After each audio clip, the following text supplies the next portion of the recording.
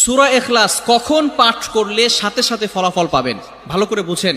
সূরা ইখলাস হচ্ছে পবিত্র কোরআনুল কারীমের ভিতরে ছোট সূরাদের ভিতরে অন্যতম একটি সূরা। তবে ফজিলতের দিক থেকে সূরা ইখলাস হচ্ছে গুরুত্বপূর্ণ ফজিলত, এবং এই সূরাটা এমন একটা সময় আল্লাহ পাক রব্বুল আলামিন নাজিল করে দিয়েছেন যখন আল্লাহ রাসূল সাল্লাল্লাহু আলাইহি ওয়াসাল্লাম দ্বীনের প্রচার করতে লাগলেন।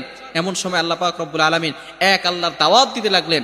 তখন কাফেররা আল্লাহ রাসূল সাল্লাল্লাহু আলাইহি সাল্লামকে কোশ্চেন করলো যে, মুহাম্মদ, তুমি তো এক আল্লাহর দাওয়াত দাও, আমরা তো কোটি কোটি দেবতার পূজা করি, তারা আমাদের সমস্যার সমাধান করতে পারে না।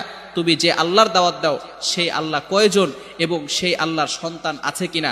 সাথে সাথে আল্লাহ পাক রব্বুল আলামিন এই কাফেরদের প্রশ্নের উত্তরে আল্লাহ রাসূল সাল্লাল্লাহু আলাইহি সাল্লামের কাছে এই সূরাটি নাজিল করলেন, কুল হুয়াল্লাহু আহাদ আল্লাহুস সামাদ লাম ইয়ালিদ ওয়া লাম ইউলাদ ওয়া লাম ইয়াকুল লাহু কুফুয়ান আহাদ।